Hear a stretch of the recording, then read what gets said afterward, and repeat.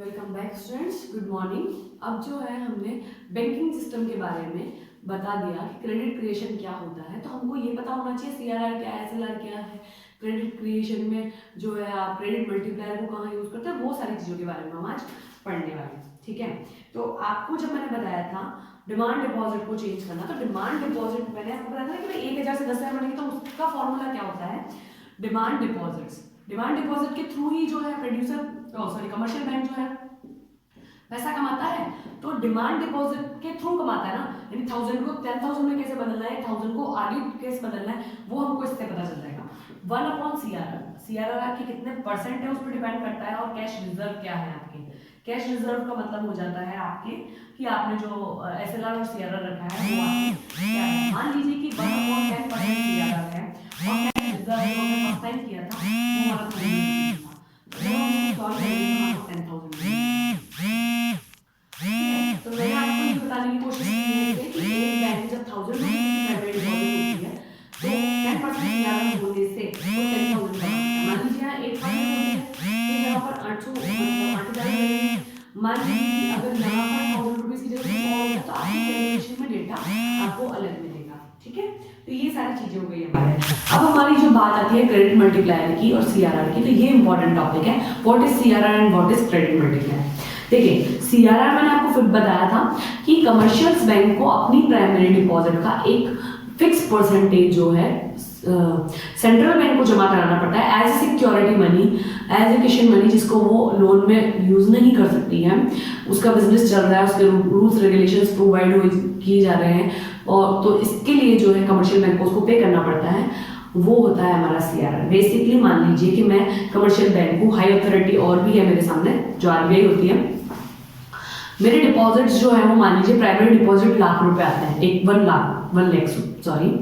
तो उस लाख रुपए में से एक फिक्स परसेंटेज यानी 10% अगर मुझे निकालना है तो लाख रुपए का 10% मैंने निकाल के सीआरआर के थ्रू कमर्शियल बैंक को भेज देना है। ठीक है, उसके बाद जो पैसा बचता है उसको मैं आगे लोन प्रोवाइड करा सकती हूँ, उसके अलावा नहीं। तो सीआरआर एक सिक्योरिटी मनी हो सकती है जो आपको कमर्शियल बैंक को कमर्शियल बैंक को सेंट्रल बैंक को प्रोवाइड करनी पड़ती है। ठीक है, अब क्रेडिट मल्टीप्लायर का क्या हो गया स्टूडेंट्स। क्रेडिट मल्टीप्लायर देखिए कि आपका क्रेडिट कितनी बार मल्टीप्लाई होकर चेंज होता है, वो होता है हमारा क्रेडिट मल्टीप्लायर। क्रेडिट मल्टीप्लायर को आप के से डिफाइन कर सकते हैं, K = 1/CRR, यानी आपका मनी कितनी बार क्रिएट हुआ है। अभी 10,000 में ट्रांसफर हुआ ना, तो कितनी बार में बदला उसको हमको देखना है। तो 1/10% निकालेंगे बिकॉज सीआरआर 10% है, तो 1 जो था वो हमारे, इसको हम जब यहाँ से परसेंटेज को निकालेंगे तो 100/10 हो जाएगा, और ये हम निकाल के 10, यानी आपका 1000 रुपीज 10 बार टर्न हुआ है, 10 हाथों में होके गुजरा है, तब जाके वो 10,000 बना है। ठीक है, तो ये हमारा क्रेडिट। देखिए एक बार इसके अकॉर्डिंग हम देखते हैं CRR is defined not bye commercial banks themselves by the commercial bank को डिफाइन नहीं करती सीआरआर को, कभी सीआरआर को डिफाइन करती है वो हमारा central bank, because rules and regulations जो है वो आगे सेंट्रल बैंक करती है। Therefore it is also called LRR, legal reserve ratio कहते हैं। अगर आप सीआरआर का दूसरा नाम है तो this is legal reserve ratio, LRR. Also the commercial bank are required to keep legal required cash reserve not with themselves but with the RBI. यहाँ पर क्या सीन रहता है कि कमर्शियल बैंक जो है वो उसको देने के लिए बाध्य होती है, मतलब आपको देना कंपलसरी है। सीआरआर अगर आपने नहीं दिया तो कमर्शियल बैंक की जो मान्यताएं होती है उसको रद्द कर दिया जा सकता है। हम कह सकते हैं कि उनकी जो अथॉरिटीज होती है उनको खत्म कर दिया जा सकता है। One CRR is known as we can find our credit multiplier. अगर आपको सीआरआर पता चल गया तो आप क्रेडिट मल्टीप्लायर को पता लगा सकते हैं, बिकॉज K = 1/CRR होता है। ठीक है, और the number times of commercial bank can create credit per unit of their cash reserve with the RBI। आपके सामने जो कैश रिजर्व है वो कितनी बार दिया जा सकता है प्राइवेट डिपॉजिट का, वो भी इससे पता चल सकता है। Credit multiplier is found in terms of 1/K = 1/CRR। ठीक है। तो हमने ये पता लगा लिया कि किस तरीके से जो है हम क्रेडिट मल्टीप्लायर को, हमारा जो मनी है वो कितनी टाइम काम कर सकता है उसको हम पता लगा सकते हैं।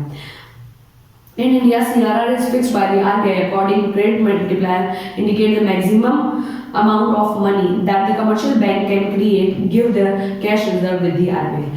इससे हम पता लगा सकते हैं कि हमारे कैश रिजर्व से कमर्शियल बैंक कितना पैसा जो है, हमारे जो प्राइमरी डिपॉजिट है उससे कमर्शियल बैंक कितनी बार उसको टर्न करवाकर जो है अपने मनी को चेंज कर सकती है।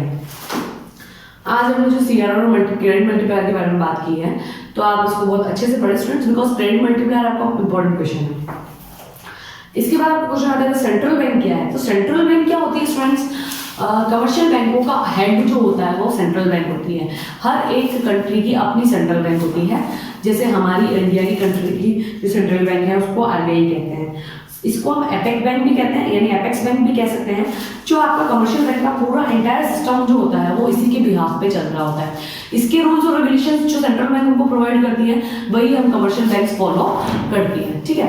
बेसिकली क्या होता है, central bank is an apex bank that controls the entire banking system of the country.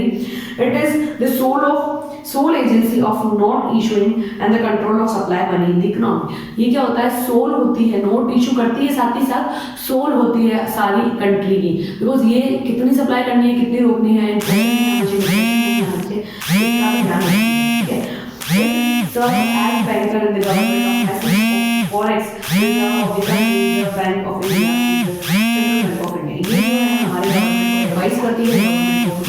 करती है और साथ ही साथ जो होता है या और चेंज की अगर किसी और वो भी हमारे को अवेलेबल करवाती है, ठीक है, अवेलेबल करवाती है। और उसका फिक्स परसेंटेजेस जो होते हैं मनी क्रिएट करने के लिए वो भी रखती है। मतलब हम ये कह सकते हैं कि कमर्शियल बैंकों की हेड हो गई आरबीआई, यानी सेंट्रल बैंक। अपने यहाँ की सेंट्रल बैंक आरबीआई है, सबकी अलग अलग होती है, ठीक है। अब हम कहेंगे कि फाउंडेशंस क्या होती है। तो फंक्शंस क्या है। तो फंक्शंस जो है स्टूडेंट्स, इसके सेंट्रल बैंक काम क्या करती है उसको हम नेक्स्ट क्लास में देखेंगे।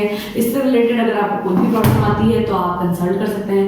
मैं बहुत ही स्लो अब इसलिए क्लियर कर रही हूँ आपको, ताकि आपको टाइम मिल जाए पढ़ने का। साथ ही साथ आप अपनी हाईलाइट्स के थ्रू आप अपने, हम कह सकते हैं कि आप हाईलाइट के थ्रू और साथ ही साथ जो है इम्पोर्टेंट क्वेश्चन के थ्रू भी अपने जो है टॉपिक को कवर करते चले। अब एक और बात आ गई स्टूडेंट्स, आपको जो है प्रोजेक्ट बनाने हैं। प्रोजेक्ट के लिए हम अभी जो है आपको टॉपिक प्रोवाइड कर चुके हैं। साथ ही साथ मैं आपको एग्जांपल्स प्रोवाइड कर दूंगी ताकि जो है आपको कोई प्रॉब्लम ना आए रिलेटेड। हमारे को मिनिमम 30 पेजेस का जो है प्रोजेक्ट बनाना है। 25 पेजेस तो आप रिटर्न काम करेंगे, 5 पेजेस तो आपके कॉमन हो गए, 30 से 40 भी जा सकते हैं, कम मत कीजिएगा, ये आप ध्यान रखें। टॉपिक आप उस हिसाब से चूज करें जो आपको, जिसमें आप अपने आंसर क्लियर बता सके, जो आपको बहुत अच्छा लगे, जो आप अच्छे से क्लियर कर सके। यानी कि अगर आपसे जो वाइवा लेने वाले मैम आते हैं या सर आते हैं, वो आपसे जो भी पूछे उसका आंसर आप अच्छे से दे सकें। साथ ही साथ ये ध्यान रखें कि आपका प्रोजेक्ट जो है इंप्रेसिव होना चाहिए। आपने 11वीं क्लास में क्या बनाया डजंट मैटर, बट आप ये ध्यान रखें आप अपने सीनियर से कंसल्ट कर सकते हैं, कोई भी सीनियर से, कि किस तरीके के प्रोजेक्ट बनाए जाते हैं। प्रोजेक्ट अट्रैक्टिव होना चाहिए, पहली चीज़। उसमें आप डेकोरेशन यूज़ कर सकते हैं, आपका जो मैटर है वो बहुत अच्छा हो। साथ ही साथ आपके जो कॉमन पेपर है, जनरल पेपर, जो जैसे सेल्फ इंट्रोडक्शन का हुआ, सर्टिफिकेट हुआ, हम कह सकते हैं एक्नॉलेजमेंट हुआ, फिर हम बिब्लियोग्राफी का पेज डालना जरूरी है, इंडेक्स जो है वो आप यूज़ करें, आप जो है कंक्लूजन यूज़ करें। तो ये सारी चीज़ें जो है इंपॉर्टेंट है। 5-6 पेजेस तो कॉमन ही होगा। उसके बाद जो लिखना है वो आपको टॉपिक से रिलेटेड लिखना है। आप उसमें चार्ट बनाएं, आप इसमें जो है पिक्चर्स ऐड कर सकते हैं, आप डेटा ऐड कर सकते हैं, पेपर कटिंग ऐड कर सकते हैं। तो डिपेंड ऑन यू कि आप उसमें क्या क्या ऐड कर सकते हैं।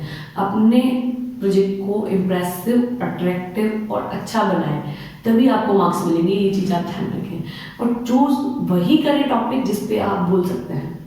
कभी भी वो टॉपिक चूज मत कर लेना जिसके बारे में आपको नॉलेज ना हो। और फर्जी बनाने का आप जो भी आपका रिवाइवल लेने वाला था उसको ऐसे ही पता चल जाएगा कि आपने जो है सही बनाया या नहीं बनाया। बिकॉज आप जब बनाते हैं तो आपको उस चीज़ की नॉलेज होती है, वो आपसे पूछ सकते हैं कि आपने ये कहाँ से बनाया, कैसे बनाया, नॉलेज होनी चाहिए। तो आप कॉपी ना करें, अपनी मर्जी से बनाएं, बेटर रहेगा, ठीक है।